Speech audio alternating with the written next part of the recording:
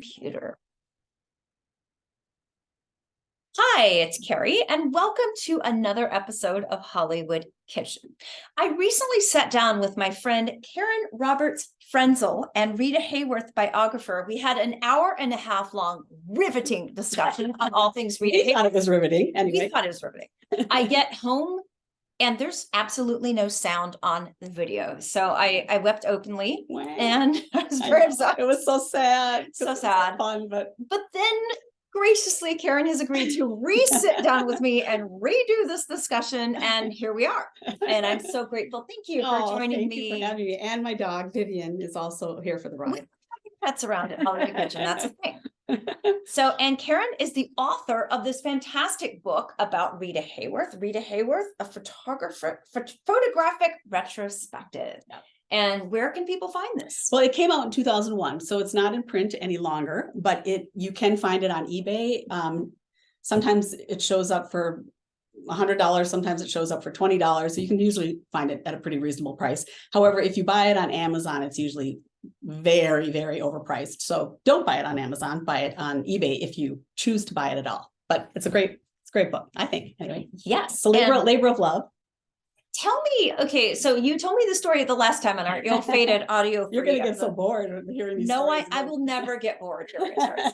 Tell me how this book came to be, because you had a great origin story, if you will, about how this book came to happen. So tell us that. Yeah, well, I'd always wanted to, and I've loved her since I was a little girl. I first saw her in You Were Never Lovelier dancing with Fred Astaire, and I absolutely thought she was the most beautiful, graceful woman I'd ever seen, glamorous.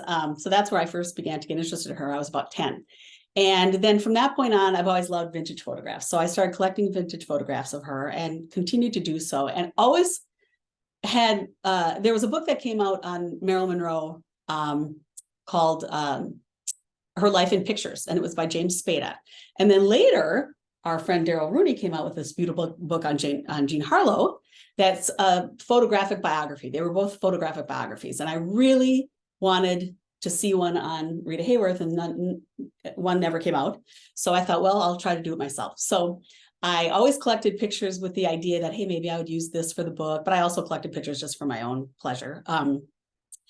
So when I started to, I put the book together in its whole form, and I pitched it to different agents. I wrote about 50 letters to different agents to see if they would represent me. And I had 3 people respond, and one of whom his name was Don Congdon, and he was actually the agent for Bobby Kennedy. And so I thought, well, you can't beat that. I'll take that company with Bobby Kennedy. So that agent submitted it to 25 different publishers, and they all rejected it. So I thought, I was upset about it, but I thought, well, then I'll just do it on my own. So I sent it to Abrams, which is the publisher that I really wanted to do it. They do gorgeous coffee table books, Harry Abrams in New York. And I sent it to them again. And I said, because he had sent it to them and they had said no. And I sent it again, and I didn't hear anything back for about 8 months. And finally I got a letter, and they said, we've been going back and forth on whether to publish it, but we just don't feel like she has name recognition. Like, people remember who she is. Yeah. Which I disagreed with. Yes. So from that, the fact that I was so close was just, painful. So I decided that I would bombard them with how much she is remembered. And every time I saw her in a magazine, every time there was a list of the 100 greatest stars, or you name it, when she was in the media in some way, I would write them and let them know. And it changed their mind. And they said, okay, we'll do it. And it helped that the president of Abrams at the time was a huge Rita fan, thank goodness. And so he was in my corner, but still, just he alone had not been able to get everyone to agree to be on board. So that's how it happened. And then I had some issues with the Aga Khan, because that was Rita Hayworth's stepson, and he didn't want pictures of himself in the book. So I had to take the picture of him out, and he had to approve this, that, and the next thing. And then Rita Hayworth's daughter loved it. I met with her. She loved the book and approved it. And in fact, I have a picture shoot, and I don't have it with me, of her holding the book. It's a beautiful professional photograph of her looking very glamorous holding the book. I mean, she really likes it, and I'm so happy. But so, that took a while, and then finally it happened. And then it was published a week after 9/11, which, of course, obviously in the grand scheme of things, my book doesn't matter, but it did hinder sales, of course, as well it should. And it was a horrible thing that happened. But I think that, the book probably would have done better had it been published at a different time. But it still sold out. But, I would have liked to have seen a second printing and things like that. So, but yeah, I was very, very lucky. And it just goes to show that if you persevere and you really think that there's a desire for that out there and really believe in it, that it can happen. That's what I tell my kids. So. That's a great lesson to learn. Persistence is a really important thing. Yeah, it is, especially if you really do believe somebody, I know I really wanted a book like this, and there were books out on other people, other stars that was similar, that weren't even as big as she was. So I knew that there was an audience. And she hasn't, unlike some of the stars from the 40s, like let's say Betty Grable or well, not even Jean Tierney is still quite well known, but Betty Grable, she hasn't really stood the test of time as well as Rita. And I think it's because Rita has especially her Gilda look, a very contemporary look. Mm-hmm. Betty Grable had very 40s hairstyles. Oh, yeah, big time. Yeah. So she, and also she didn't have a lot of scandal, I hate to say, always helps them, stay in the public's mind, unfortunately. But I think that Rita was like kind of the whole package. And then, of course, she had Alzheimer's disease, one of the first people, really the first famous person to acknowledge that, that she didn't acknowledge it, but her family acknowledged that she had Alzheimer's disease. So I think a lot of the combination of all those things, she was married to Orson Welles, keep her in public. It's interesting because this past Thanksgiving, Angie Schneider and I did an episode about Tyrone Power, and we had his grandson, TK Power. Yeah. And it was interesting when we talked about it because we were thinking, why isn't he more famous? We love him. Right. But then we thought, well, he really didn't have any major scandals. Huh? He really wasn't married to any major stars, or you know what I mean? That's Linda Christian was an actress, but not like, Annabella too, but she was not super famous. Yeah. So no major high profile marriages, no major scandals. And also he made some great films, but they weren't The Wizard of Oz, Gone with the Wind, Citizen Kane. They weren't what I would call like maybe lightning in a bottle type of films. Exactly. Like Gilda is her lightning in a bottle. That is like the number one film that is mentioned when her name comes up. Correct. So she had that too. Yes. She had the film that, because I made great movies, it's just none of them were on that level of being that iconic. Right. So it kind of, in a way, outside of people like us, it makes sense that he isn't as well remembered for those sad. reasons. It's sad that he isn't. Yeah, it's sad because I think he deserves better. Yeah, I do too. But I first saw Rita long before TCM even. I saw AMC. They showed Blood and Sand. Mm-hmm. And speaking of Tyrone Power. And I remember thinking, how can there possibly exist three people that are this pretty? Rita Hayworth, Linda Darnell, and Tyrone Power. That's right. And Anthony Quinn. Four people. And among them, Rita stood out because that dance scene she does with Anthony Quinn is probably one of the sexiest things I've ever seen. That, as well as the scene she does with Tyrone Power, where she's, I mean, it's very sensual, and she's letting him get only so close, and she's, so desirable to him that it's palpable. That's a pretty powerful scene. She was, and they basically, that was not her nature innately. She was incredibly shy. And different directors, Howard Hawks is one I can think of off the top of my head, who said he literally had to say step by step, now do this, now do this, now do this. That didn't come naturally to her to be that way.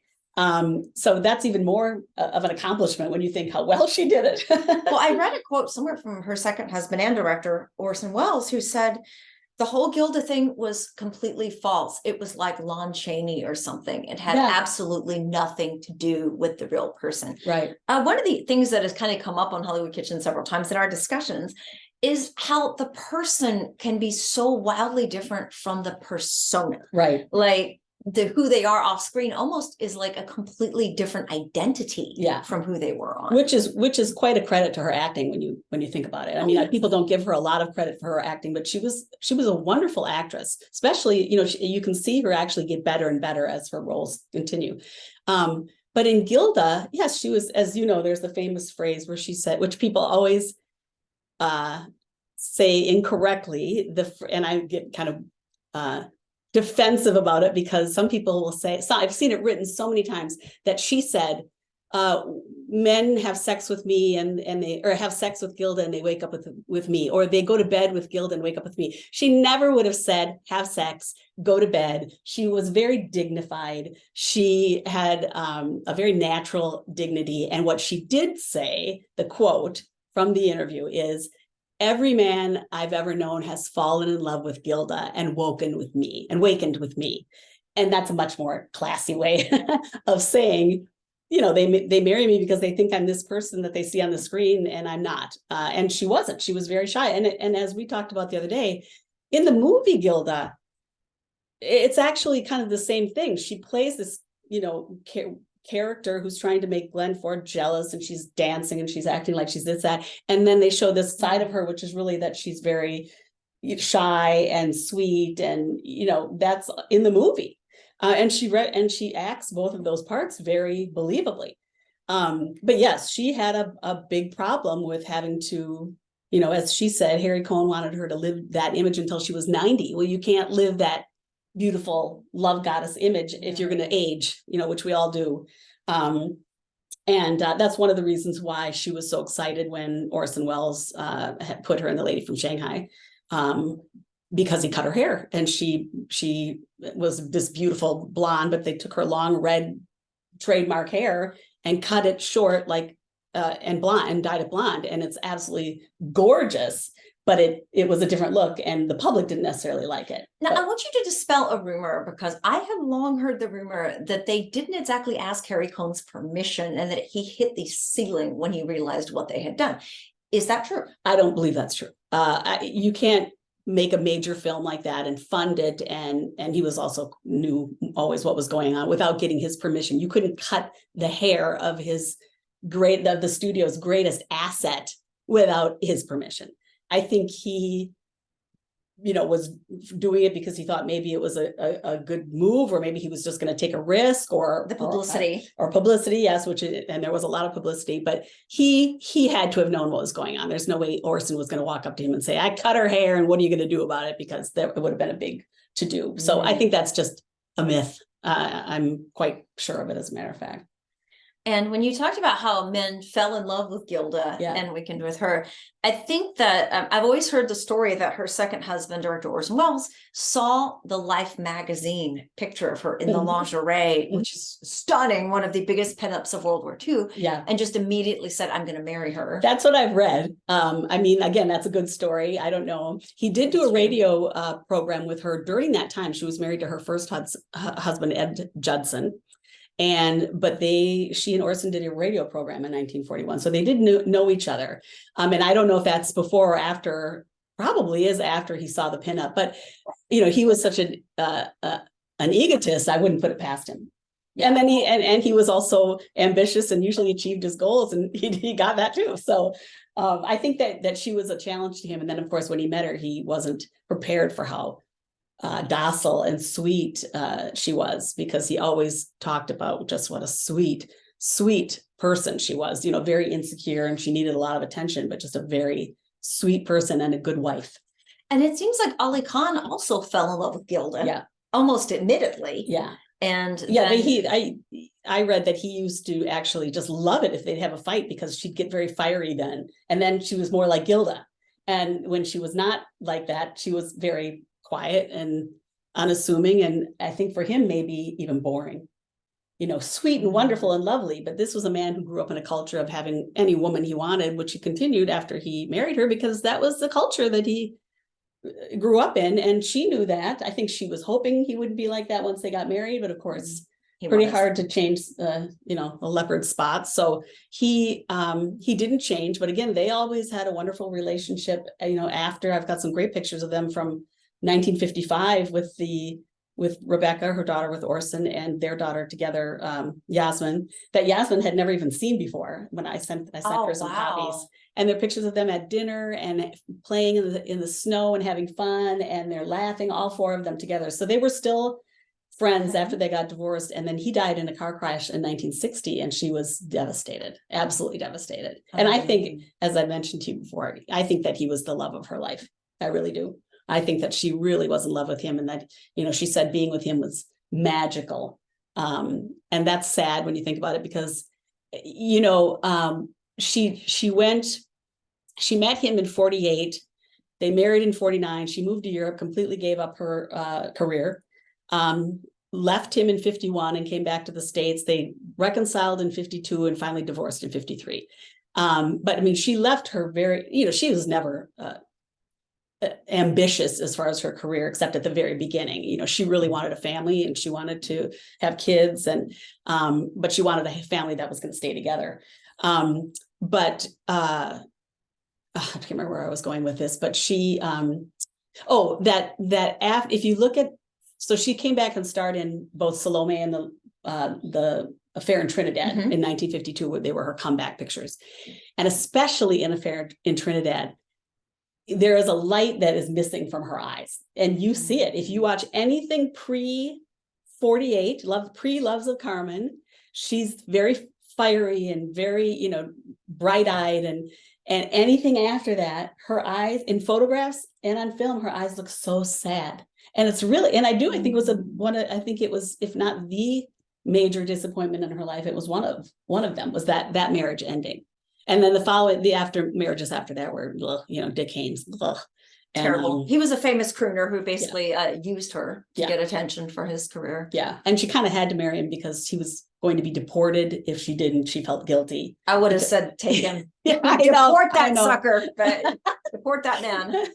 And then she married James Hill, who was a producer at the end. And I think he actually, you know, he got her helped her get some wonderful roles that really showed off her acting ability. But in the end, you know, he wanted to keep working. She didn't. And then, of course, after, she had always looked for love. She had always looked for affection and family. And then when she kind of reconciled herself to the fact that maybe that wasn't going to happen for her, she wanted to work. And then she reached the dreaded age of, you know, the age range of the 40s, where back in the Hollywood, back in those days, the studio executives thought women in their 40s were done and through. And so then she wanted work and couldn't get it. And then and then she started also not being able to remember her lines because she had early onset Alzheimer's. So, you know, everything kind of came to her at the wrong time. And so even though she often said that she didn't want her life, you know, if anyone was looking at her life, to think it was sad because there were so many happy moments in it. It is kind of hard to look at it and not think it was sad, you know, especially the part where she, you know, was showing all the symptoms of Alzheimer's. Which they didn't know what it was at that point in time. People just thought she was drunk or she was unruly, and they didn't. Yeah. And it had to have been so frustrating for her family to know that there's something wrong. Yes. And not know what that something is. I can't fathom how devastating that would be. That was one of the things that Yasmin said after they diagnosed her with Alzheimer's, was what a relief. What a relief to find out that there's a name to her behavior, because she always thought it was drinking. Even though she said, I didn't see my mom drink a lot. She said, but I didn't know what else to blame it on. Rita did drink because she was frustrated that she couldn't memorize her lines and didn't know what was happening with her. And of course that exacerbated the Alzheimer's. So it's a horrible, vicious cycle. But for Yasmin, it was a relief to know, okay, this isn't just my mom, you know, she's not just an alcoholic who's causing these problems to herself. This is a real problem that she has. And, you know, now we can try to fix it, you know, of course, not knowing that it wasn't fixable.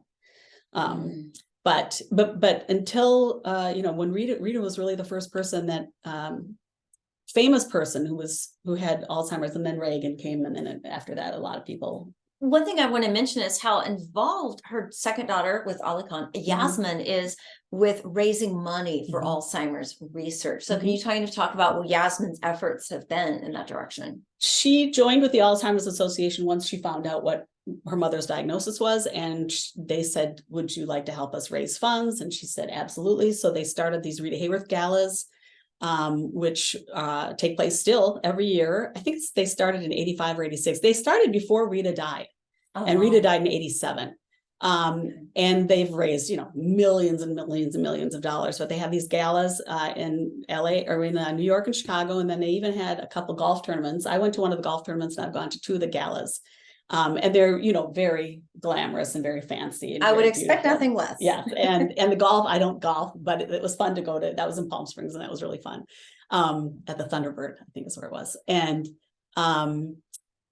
so she she had a singing career that she was pursuing that she gave up in order to help take care of her mom and to raise funds for Alzheimer's. So she was a very loving daughter. And then, of course, she had her own son, who was born before Rita died. And so Rita was by that time not able to recognize anyone, but she would bring her son, Andrew, and put him on Rita's bed so that, they could be together. And so yeah, very sad and very, very bittersweet, but at least she was able to share her grandson with her mother, But should we start looking at our pictures? Because I've got some pictures. I would love to do that. Karen has a fantastic photo collection. Before we do that, though, one question, the $1 million question on all these episodes: did Rita cook? I do not believe she did, which is a great thing because I don't either.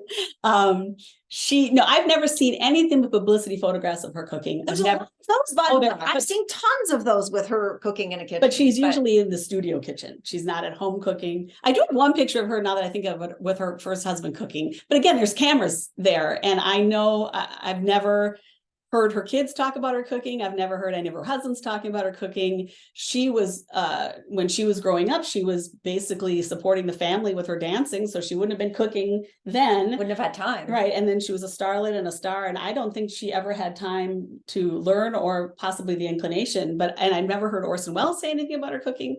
I mean, I guess it's possible she did a little bit, but it certainly was not her forte. And so when you asked me to do the kitchen show, I said, I don't cook, and Rita didn't either. So we're going to show pictures instead. When I first started doing these, I would sometimes have people contact me after every episode and go, well, they didn't cook. Why are you doing that? And I'd say, the point is, it was attributed to them, and I'm going to make it. And also, it's a fun jumping off point. It's a very fun way to do it. Exactly. That's why I wanted to do this, even though I didn't cook. I thought, it doesn't matter. It's a way to talk about Rita Hayworth, whether or not we end up talking about cooking or not. Exactly. But you're right. It's a great way to introduce people to different stars with a cute little end result of having a cool thing that you made. Exactly. And for all the publicity photos of Rita in a kitchen cooking, I have only found 2 recipes ever attributed to her, which is crazy because I found like a gazillion attributed to Norma Shearer. Yeah. But the recipe is from 1937 and it's or 38, and it's an angel food cake. And then I found a salad dressing one, and that's it. That's the one that you got from me. The salad dressing. Yes, I got from you. I got which was on the back of a publicity photo where she's cooking. Which she didn't do. No, exactly. But I think, again, if you look at Marilyn Monroe's career, she did like to cook because you can find recipes, you'll find notes, so I think if someone really does like cooking, you somehow see it in movie magazines about their career and that kind of thing. And that just didn't come up with her. Even like Vincent Price, Joan Crawford, there are some of them that I have covered where I know it's legit. Yes. And the others, again, it's still fun. Yes, exactly. So let's look at some photos. Okay. So you can just, these are my favorite photos, some of which are in my book. A lot of them aren't, but they're, for whatever reason, and as we go through them, I'll just tell you why they're my favorite or what's special about them. So this one is obviously at the beginning of her career. This is about 1935 before they Americanized her and took away her beautiful Latina looks. And if you see where the arrow is, this is where she had the electrolysis done. She had electrolysis done on her forehead because they thought she had a small forehead. So they literally took out by the root each follicle in her. I've actually had some electrolysis type stuff done on my eyebrows. That is so painful. And I screamed so loud, I think I emptied the building. Oh my gosh. So, I can't imagine. I mean, when I just pluck an eyebrow, it hurts. Yeah. So she had that done all around her area here, but particularly over here. But this was at the beginning of her career when she was with Fox, before they merged with 20th Century Studios and became 20th Century Fox. She'd been promised the role in Ramona, which eventually she lost when the merge happened, and it went to Loretta Young. But anyway, I just think that's a gorgeous picture. Do you want to switch them off? Or I'll go ahead and okay. So these have no rhyme or reason in terms of time period, but I kind of did that on purpose. So this is at Lone Pine during the making of The Loves of Carmen, and I just like this one because it's just very, it's on. I love behind the scenes on the set photos. They're my favorites. She made this movie with Glenn Ford, and it was directed by Charles Vidor, who apparently was in love with her and cried when she married Orson Welles during the making of CoverGirl, which he also directed. But here she is just walking on the location in Lone Pine for Loves of Carmen. in researching this episode, I watched a lot of documentaries about Rita, and Yeah. I've seen footage of Glenn Ford, and it looks like he was completely in love with her. Like he almost looks like he's going to cry when he starts to talk about I her. think he was in love with her. I don't think she was in love with him. I think they may have had a short fling during the making of Gilda. And again, I wasn't there. And Peter Ford says they had a full-fledged, many years long affair. Who am I to argue with Glenn Ford's son? But family members of Rita have said otherwise, that is not what happened, that they were dear friends, but it was not a 30-year love affair or even a love affair on Rita's part, that it was kind of if there was anything, it was kind of a quickie affair during the time of Gilda, and if that. Yeah. So who knows? I kind of believe that.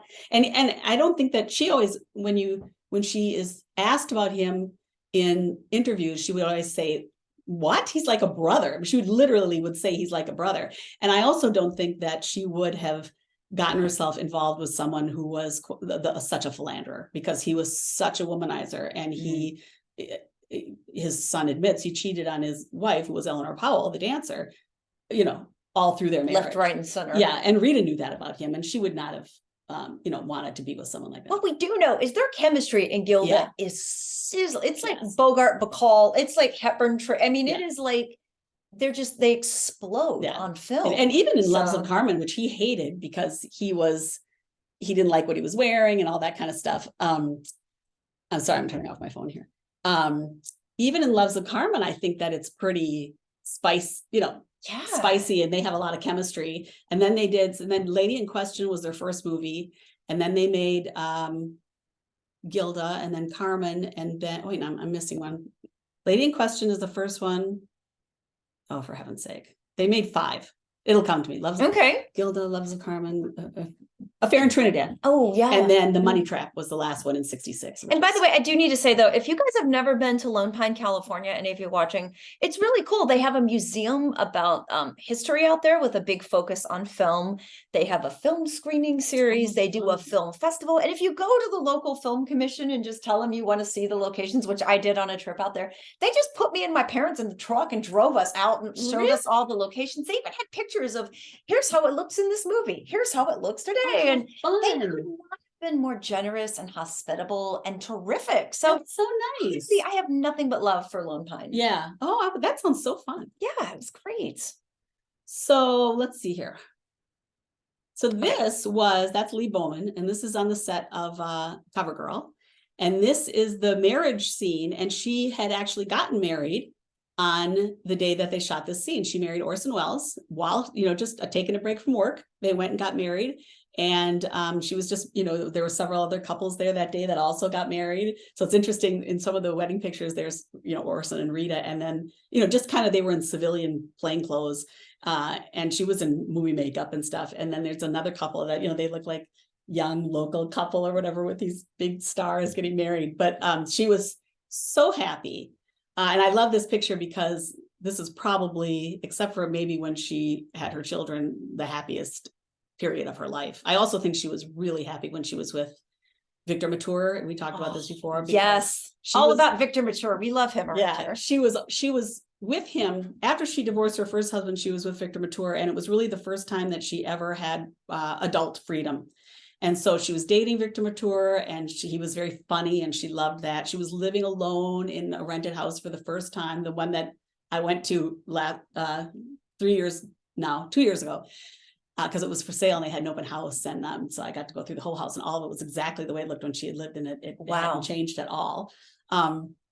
And I took a bunch of pictures of, me in the spots where I had pictures of her in the house, and it was really fun.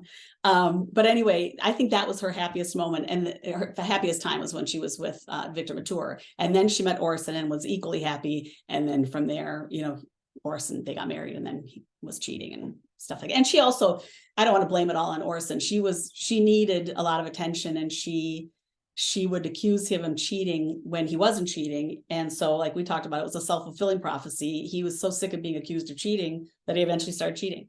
And he had an affair with Judy Garland. Not that he wouldn't have anyway, but it didn't help that she was saying, I don't trust you, and you're cheating, when he wasn't. think a lot of times in these high profile celebrity marriages, people want to pick a side. Yeah. And I think that things are complicated. It's not just, oh, this one person's the villain, this one person's the good guy. It's like, there's a lot of complicated, intricate reasons why something doesn't work out. Yeah.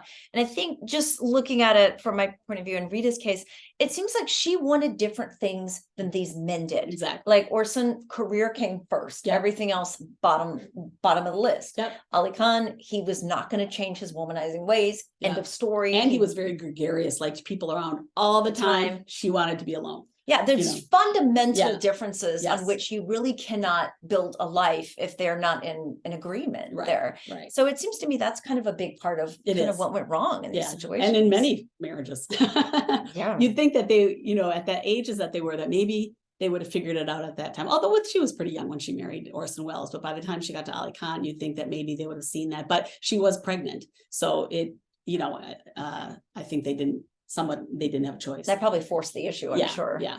Okay, this next photo. So this is on the cover or on the set of They Came to Cordura. And I just love this photo because she's older and she's absolutely in a completely different way, is so gorgeous. And of course, I know I shouldn't glamorize smoking. I don't smoke myself, but when you grow up looking at movie star pictures with cigarettes, they look glamorous to you. They do. And I just love that she's sitting there smoking, and I love her outfit. And she's obviously rehearsing because she's in rehearsal clothes. But I mean, she's gorgeous, absolutely gorgeous at a time when people were saying, oh, she's washed up and she can't do anything. Look at her. I mean, she's absolutely stunning. Well, it had to be so hard to be older in the public life when you're a woman. It was then back then and today, because like we've seen with Madonna recently, it's like if women don't get any plastic surgery and they age normally, which we're all human, they're made fun of for looking old and written off. And then if they get work done, they're made fun of for getting work. It feels like the ultimate no-win situation. And I hate it. I could be on a soapbox here, but I hate ageism because unless you die, you're gonna get older. Like there's not an opt-out button on this, or frankly, we would all push it. So yes, I feel that's like why Marilyn is still, such an icon. And I use that word. I hate the way that word is overused nowadays, but Marilyn is an icon because she died young and we never saw. And Elizabeth Taylor, of course, is too, but Elizabeth Taylor definitely had work done and she went that route, and Marilyn probably would have as well. Yeah. But yes, it's very sad. I don't see, the women in Hollywood now who age naturally, I think look so much better than the ones that have gotten plastic surgery. They just, the ones that have taken care of themselves and look good, like Susan Sarandon or I'm trying to think who else. There aren't that many actually that you can name that haven't had some kind of work done, but Meryl Streep, if she's had anything done, she's done it so well. Yeah. And Rita did have a couple of facelifts, but I wouldn't call them facelifts. I think I'd call them tweaks because she had incredible bone structure anyway. So she would respond well to that, but she never, stretched herself or added a cheekbones or got her lips, enlarged or anything. She just did like a little eek, which I wouldn't mind either if it would end up looking good, but she didn't go that whole route. And those women didn't back then, back in the 60s when they were starting to age, they did teeny tiny little things like that. They didn't do the whole, change my look completely like so many of them do now. I just wish that in an American culture, we valued seniors more because I haven't been yet to Japan or China, but I've heard over there seniors are revered. Yes. And in America, I feel like it's kind of the opposite of that. I feel like you're old, you're out. And that's kind of our attitude. And one of the side hustles that I do about anywhere from 7 to 9 lectures a month on Hollywood history at assisted living centers all over Los Angeles. That's fantastic. Thank you. And one of the enriching things I find about it is these people are still people. They have a soul, they have a heart, they have a personality, they have incredible stories and life experience. So much to offer. So much to offer. And one of them asked me one day, she goes, why do you bother hanging out with us? Aww. And I said, because you know what? This world is real hard. Life is hard. Yeah. And any people that can survive it like you can deserve undying respect. Yeah. And you could have just heard a pin drop in the room when I said that. They were all like, They're like, But we love you, Karie. it's true, It is though. true. You're right. So much more than our looks. Because I Yeah. think as women, especially, you're constantly judged on your face, your Yeah. hair, your makeup, your body. Yes. And it's like, okay, that is just an outer shell. Yeah. There is so much more to every single one of us than Yes. what is on that It's outside. so true. It's so true. But And- unfortunately, you know, when you're going through it from the time you're a little girl, as we all did in our generation, it's so hard to undo it. Yeah. I'd love to be able to say, yeah, well, I don't give a, you know, what I look like. That you can't say that. No. We all care. We all have things about us that we don't like. And it's all because we were raised with that stupid, probably also we were looking at people, you and I particularly, like Rita Hayworth, and people who were airbrushed and didn't look really anything like that in real life. In fact, that was just perpetuating that problem. But I would love to see that disappear somewhere along the line, you know, where people weren't so worried about being bullied and, you know, all that kind of stuff. But, so this is my one of my all-time favorite pictures of her. In fact, it's on the inside cover of my book. And it's from Down to Earth, and was taken by Ned Scott, who took all these gorgeous pictures of her for Down to Earth, which is a film I don't like. I'm sorry for all those people that like it. I can't stand it. She looks incredible in it. Her dancing is incredible, but she had no chemistry with Larry Parks, and I don't really like the musical numbers, but she looked incredible. The publicity photos for this film, though, are the best, absolutely beautiful. But I just love this one because it's just gorgeous. I've got to say, and you and I have talked about this before, Rita, a lot of her movies weren't as great as people think. Like Cover Girl, I saw Cover Girl on a huge screen when I was in college, and I was just thrilled. That'd be a great way to see it. But I felt very divided, because part of me was like, she's stunningly beautiful, and the dancing is graceful, and the Technicolor Rita Hayworth is spectacular. But then the whole Gene Kelly resenting her success, and the happy ending was she gives up her whole career to go hang out with Gene Kelly forever. I was like, no. I know, it's a horrible message that it's sending, you know? Yeah. And his whole thing is saying you're relying on your beauty too. You don't rely on your beauty. You shouldn't be happy that you got to the top on your beauty. You should be happy that you're going to get to the top by being a hoofer, you know, or a hoofer. I don't know, I sound like I said hooker. A dancer. Yeah. That's the premise of the movie. And it's just, you know, I keep thinking, you spoiled male. I mean, let her have her life. And you know. And why can't she have the career and the personal life? Why does it have to be either or? Exactly. Like, my favorite all-time film is The Red Shoes. Oh, okay. And the first time I ever saw it, I was like in college. It's like, why can't she be a ballerina and be married? Why does it have to be one or the other? And you see, I'm going off on a tangent here, but you do see this come up in movie after movie after movie. The choice that they have to make the choice between the career and the man or whatever. Yeah, I know. And that movie I like because also she's gorgeous, but it's not one of my favorites. The numbers are great, but most of them. If you just fast forward past some of it. I can. Phil Silvers, I don't need to see all of his. Now this is Bob Schiffer, right? Who is Rita Hayworth's makeup artist. That's right. And I met him actually. Ooh. And because when I did one of the documentaries that I did on her, and he had lost all of his photographs in a fire.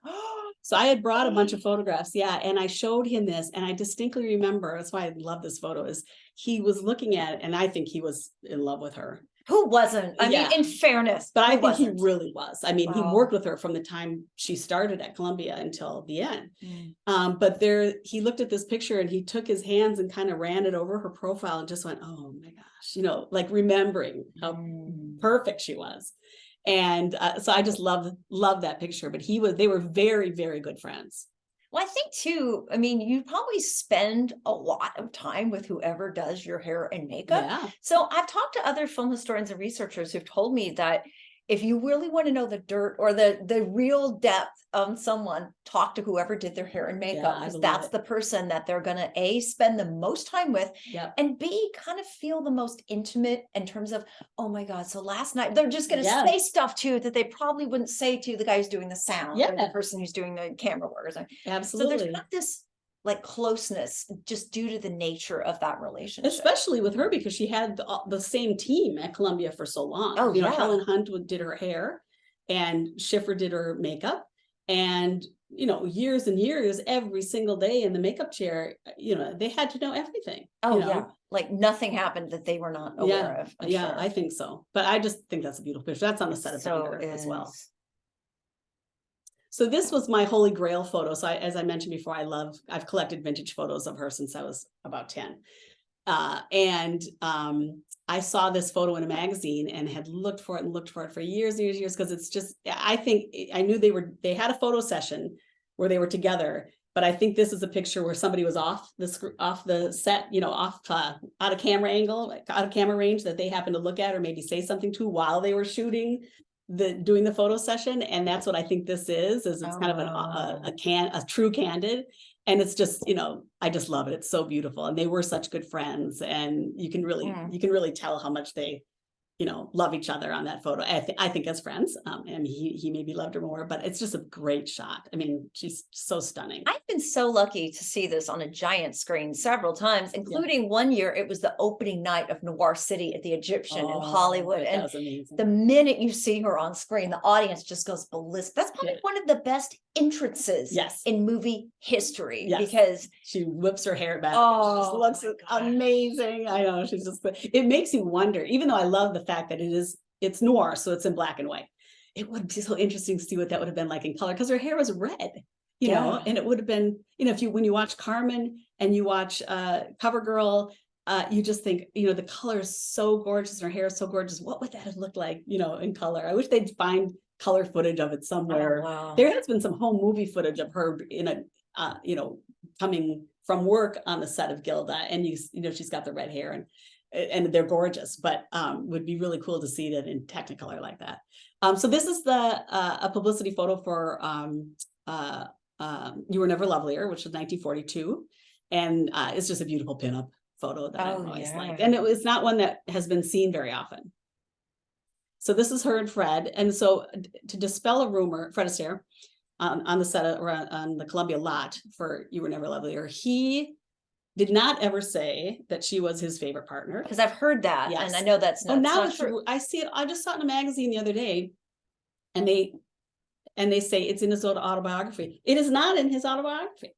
And if someone, show me the quote if you have it, because he would never have said that, who his favorite was. And he said one time, I would never say who my favorite is because I don't want to hurt any of these women's feelings. He always said Bing Crosby, because that was, it got him off the hook. He was in 2 movies with Bing Crosby. And I do believe that he really adored Rita, maybe more than a lot of his other co-stars, because Helen Hunt, the hairdresser, said that he gave her a beautiful jeweled ballerina pin. Oh, wow. And, he was very happily married. So that I don't believe anything happened. He was also much, much older than she was. And she was dating or married all the time that they were dancing together. But I think he admired her, and I think he thought she was a very sweet girl. And he knew that she was a dancer because he had worked with her father, Eduardo, in vaudeville. Oh, yeah. And so he said later, it was so strange to have known Eduardo in vaudeville, and all of a sudden now I'm dancing with his daughter, because she's 24 on here, I think 24. And he's, let's see if it's 40. He's always a year older than the year. So he was 43. So he's quite a bit older than her. But they had amazing chemistry, and they made the 2 films together. They made You'll Never Get Rich, which is 41, and then You Were Never Lovelier in 42, and they were both super successful. But he did not want to make another one because he didn't want to get caught in another partnership like he had with Ginger, and like he had, even though it was successful, and like he had a partnership with his sister before he'd been with Ginger, and he did not want to do that. So he never made another movie with someone. He never made more than 2 movies with another leading lady. He did the things with Barry Chase, the TV shows later on, and he made 4 of those. But no, he absolutely loved Rita. Just thought she was the sweetest and a wonderful dancer. But she may have been his favorite in his mind, but he never would have said it. I think Barry Chase actually probably was his favorite dancer. Now, is this from the Shorty George number? Yeah, she's wearing a coat though, because she must have been cold or something. So you can't see the top. But yeah, I love this because they're both just laughing and smiling, and she's laughing and smiling, and it's on the set of You're Never Lovelier. And it's while they were shooting the Shorty George number. And this is from My Gal Sal. This is a wardrobe test shot, which I love because these are very hard to find, especially of her. And this is, and I mentioned this in our aborted our video. failed sound. But if anyone wants to look at some incredible wardrobe color footage of Rita Hayworth, they should go to historicfilms.com. and just look up Rita Hayworth, and there's several long pieces of wardrobe and hair color footage from My Gal Sal and Blood and Sand, because they were Fox when she was a 20th Century Fox, as well as Gene Tierney, Betty Grable, June Haver, all these people, Tyrone Power, Anthony Quinn, all the big Fox people. But she was loaned out to Fox, and so the 2 movies that she made there, they have her wardrobe footage, and it is unbelievable because she's smiling, and it's silent. She's smiling, she's laughing, she's joking with these people, she's twirling around in these gorgeous costumes. I mean, if you love Rita, you absolutely have to see it. I will be doing that later today. Trust me on you're gonna love it. I watched all of them, every single one of the, not just Rita's, but all the stars, because they're fascinating. Oh, this is another really good one right here. Yeah, I love this. And this is when she was on loan to Warner's. Okay. And she made Strawberry Blonde. And I just think this is a really beautiful, really different, and it's not shot by the people the Columbia photographers, who often shot her in a very similar way. It's a different kind of pose because it was done by Warner's, and probably Scotty Wellborn, I'm guessing. And this one is just kind of a wacky hairstyle. And this is very early, I'm guessing maybe 38, 39. Okay. But it's a hair, hair. She's modeling a hairstyle. They look kind of like victory roles, which had become really popular they do. Maybe that's why she was wearing them. I'm not sure, but I just think it's a sweet picture, and very much not the sexy love goddess, more of just the sweet girl next door. This one I love because it's beautiful, and she never had a real wedding dress.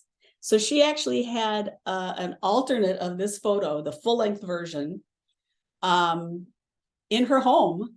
That after she married Ed Judson, she had this photograph of her wearing this wedding dress that was not her wedding dress, but it must have meant something to her that she would have either liked to have had a wedding or something. But you can see photos of her in her house in the early 40s, late 30s, early 40s, and you can see that picture in the background.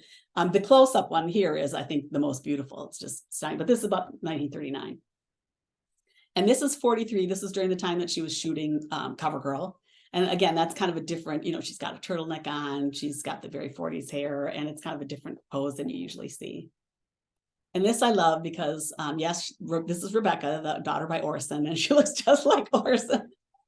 Yeah, that's gotta be interesting. She looks very much like Orson, but Rita was ecstatic, about having a baby. And I just think this is a great picture. I just love that Rita looks so happy, and she's so gorgeous, and that she had this baby that she wanted kids so much. And she always said about her daughters that they were the greatest things that ever happened to her. And she was a very loving mother, but as Rebecca later said, back then the women put their husbands first. They didn't put their kids first. They put that's the way women were raised back then. And that doesn't mean they all chose to do that, but I know a lot of my aunts and my mother, they always talked about their husbands and not so much about their kids. And as a mother, I'm just the opposite. I put my kids first. That's why I'm divorced. No, I'm just kidding. I mean, I don't know if I'm kidding, but that's right. Your kids are awesome. Yeah, I always put my kids first.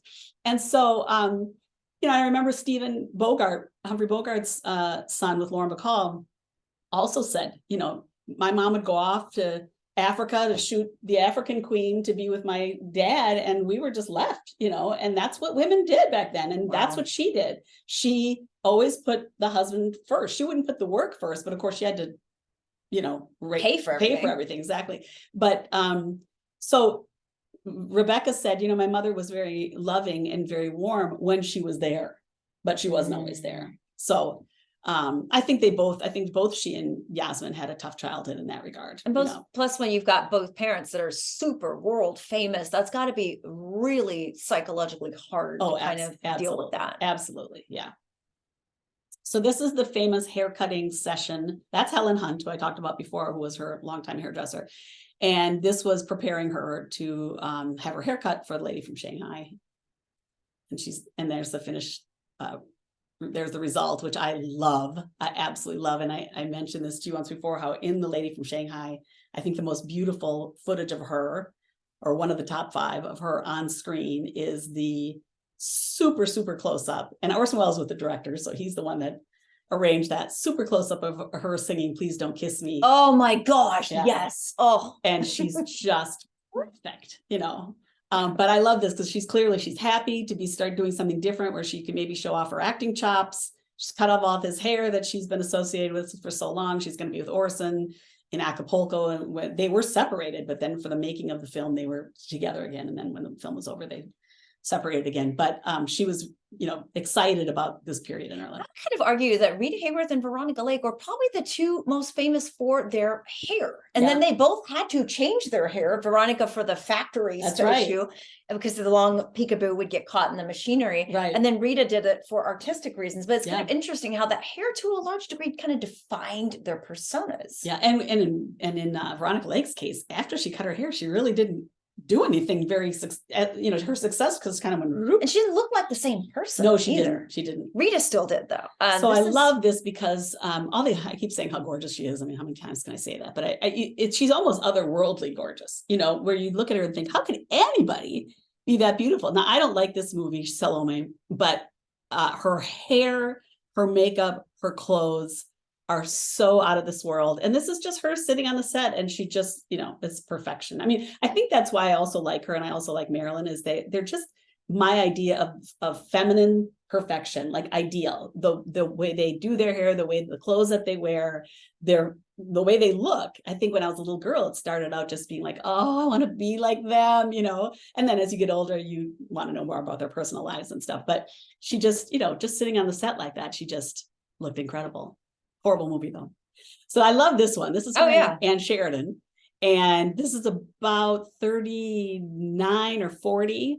And I don't even know, this is at some nightclub, because I also have a picture of her with her first husband where she's wearing that outfit. But I just think it's so cute because they were both just really rising at this point, because Ann Sheridan was at Warner's.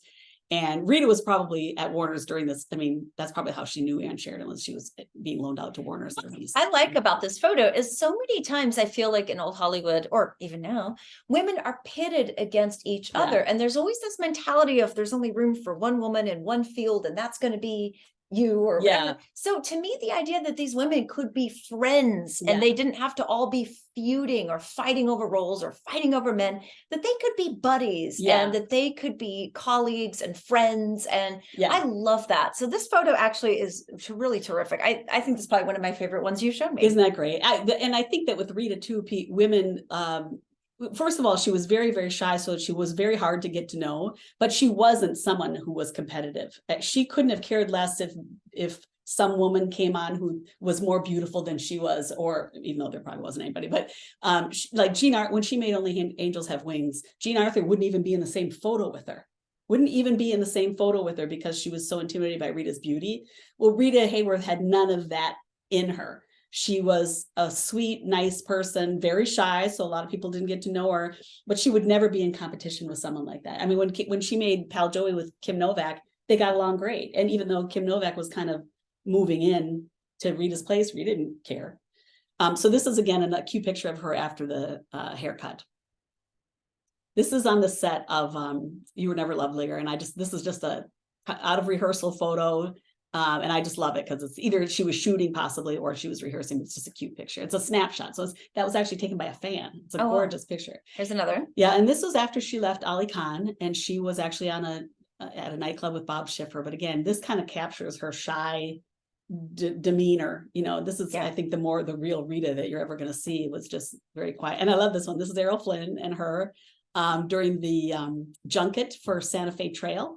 And she was working with Warner's at the time, and they were all Warner's films, Santa Fe Trail, Virginia City. It's just a cute picture of them together that you don't see very often. So here she was pregnant and making Tonight and Every Night, and that's why she's got this canister in front of you. It's to promote CoverGirl, but she was actually filming Tonight and Every Night, which is another movie that I actually really love. It's in color and has some of the most beautiful shots of her that you will ever see. But I just think that's a cute picture. And anytime you see her hair like that with her, where it's parted down the middle, and she's pregnant. Usually. This one is kind of from the old, when she was making Fire Down Below. And so she's, aged a little bit, but I love it because it's not retouched at all. You see the wrinkle. I mean, she's still drop dead gorgeous, but I love that it's completely unretouched. You see she's got makeup on, but this is also during Affair in Trinity, or not, one I just met, Fire Down Below. And it's just a fun, candid. I love pictures of her where she's happy and smiling. This is at Grauman's. And this was during the making of Tales of Manhattan. So you see Charles Boyer, Edward G. Robinson, Charles Lawton, and Sid Grauman, but the three leading men were in the film with her. And I love that picture. Look at her cool shoes doing. Oh, yeah. Shoes. I want that suit. This is a period where she was with Victor Mature. And I actually blew this up because she's with him in the photo, but it's just such a stunning photo of her. And she was so happy. And that's all. She's gorgeous. Just my 2 cents, and I have talked about this at great length with his daughter, Victoria Mature. Yeah. But we wish he and Rita would have ended up together. I think Victor would have been a lot better bet than Orson. That's my 2 cents. I do too. I absolutely agree. I mean, I don't know if it would have lasted, but I think that he would have been a better husband. Absolutely. So here she is with Harry Cohn, her nemesis, and Anita Louise. Even though she couldn't stand Harry Cohn, she would be in photos with him. And there are pictures of them together smiling, but he made life very difficult for her because she wouldn't sleep with him. And yet she still went to the top at Columbia. I mean, the public loved her. It didn't matter whether she slept with Harry Cohn or not. Is it true that her first husband, Edward Judson, tried to pimp her out and get her to sleep with him or anybody? Because I always heard that rumor too. I know, I have too. And you know what? I don't know what to believe about that. I just don't know. I don't. It's hard to know. I've never heard of her sleeping around. I heard she had an affair with Anthony Quinn during the making of Blood and Sand. And that's really the only one I've ever heard about during the time she was married to Judson. So I kind of think that might not be true. She wasn't somebody who had, she wanted to be a star, but I don't think she would have gone. I mean, if she was going to sleep with anyone, why not sleep with the boss? If you're that way, but she refused him. And I think I don't think that she was like that. He maybe tried to do that. I have no question. But yeah, but he was like, ugh. But he obviously captured, he saw in Rita things that other people didn't see. So this is at her divorce from Judson when she was in court. And this is another picture you don't see very often, but and it's interesting because she looks sad and just tired. Tired, she's got no retouching or anything, but it's still a beautiful picture. And I love her hat. And this is when she's at the press conference to announce the filming of Fire Down Below. So she was with Jack Lemmon, and another happy picture. I just love the happy pictures. So this is with no eye makeup. She's got lipstick on, but no eye makeup or anything like that. And I have a variation of this in my book, but I just love it because it's just so natural. And a lot of people wouldn't even recognize her. Yeah, it actually doesn't quite look like her at this point. So this is her with her father, Eduardo, on the left, and on the right is her grandfather, who they call Padre. And he was also a dancer. So she came from this long generation of dancers. And she started dancing when she was, learning when she was, by the time she could walk, but actually supporting the family with her father when she was 13. So, but this is a very rare photo. I wish I would have had this photo when I did my book, because it's not in my book, and it's a really rare photo. And again, this is another candid that I love. I love the candids. And this was taken by a fan. And then oftentimes if the fan lived in Los Angeles and took a picture, then they'd wait for her after work at the studio and get her to sign the photo. So I just think that's a naturally beautiful photo. Yeah. And this one too, where she's pregnant. I mean, can you imagine having a candid photo taken of you that looks like that? I mean, just stunning. But that's one of my all-time favorites. And again, a pregnant photo. During a radio broadcast. She was pregnant with Rebecca here, who was Orson Welles' child, and very, very happy period in her life. This one too. And there you can see she's actually wearing a maternity outfit, but I think this is outside their home at the time. Well, the hair's not split down the middle or parted down the middle of them. No. Oh, no, you're right. That's what makes me think maybe it's later. Okay. Because after she had Rebecca, then she went back to the side part. I shouldn't say she wore constantly that way when she's pregnant, but most of the photos that you see where her hair is in that style, she's pregnant. I shouldn't say she always wore it that way when she was pregnant though, but I love that one. And this one I love too, because this came from her and Orson's secretary. And I love it. Schiffer Heron. Mm-hmm. And it looks like, to me, I don't know what's happening here, but it looks like maybe she's getting ready to go out for the evening and she's having this picture taken of Rebecca and their dog Pookles before she goes out, she's getting her hair ready. And I just love it. She's just wearing her checkered pants and, it's a real, it's glamorous, but it's also an at-home photo. That's Bob Schiffer that she's with there. And this is after Ali Khan. And so she looks very sad there, but She did- does. yeah, but she did go out dancing, and it looks like she's wearing jeans. So they're all wearing kind of casual clothes, it looks like. So I'm not sure where they are, but she, it might be during the time that she was in Reno getting the divorce. It might be during that time, but I just think it's sad, but it's also very pretty. So this is her and Orson publicity for Lady from Shanghai, which you and I talked about. It's a good movie, but I don't really know what's going on in it. But I don't either, but there are some noirs, I think, including The Big Sleep or Have and Have Not, where you don't always know what's going on. Yes, but the ride is so fun, you just kind of stop caring. Yeah, Yeah. The only thing I don't like, or not the only thing, but one of the things I don't like about it is his voice is dubbed. It's his voice, but they looped it later. And I hate that. In fact, that's one of the reasons why some of the 60s movies are so hard for me to watch. I'm trying to think of the one that I was watching recently where the entire thing was dubbed later. And it's hard. I know they had to in some cases, but in this one, there's maybe because they were in Acapulco and they were on location, so they had to, but it's hard to watch that when it doesn't sometimes look right even though they do a good job of the lip syncing, it doesn't sound right. But that's a beautiful picture of them together. This is one of my all-time favorites from Shanghai. It's just absolutely perfect. And of course, she's smoking, elbow length gloves and the beautiful dress. I mean, just perfect. And of course, the famous Hall of Mirrors sequence. She's in that film and she's I know. like, I don't want to die. It's it's pretty chilling stuff. It is. That particular line, I agree. She's just, her acting is so good. So underrated as an actress. So underrated. And then here she is again they're getting ready to go to Acapulco where they'll shoot the movie. And she was very happy because they were reconciled for that period. This is for Separate Tables. And of course, her acting in this movie is phenomenal. So good. Yes, so good. And I think that not enough people appreciate that. This was her favorite role that she ever had. And it's too bad she wasn't allowed more of that kind of role because she was just so good in it. This is a makeup and hat test. And this is for You'll Never Get Rich. And I just love these because, again, unretouched, and you can tell she's got a lot of movie makeup on. It's very thick. But I love that it's not, retouched at all. You can see all the little blemishes and like a normal person, And I love this one too, because it's the back of her dress and her hair. There's several pictures that I have of her where they show the back and the front, and I just think they're fun. This is the front. This is the last one. Oh, is it? Okay. And that's also from You'll Never Get Rich. But yeah, those are just some of my favorites. I have so many favorites. In fact, when we did the first round of this show, I had, about 100 photos, and I just cut them right in half just because maybe next time I'll show them. Yeah, we'll do this.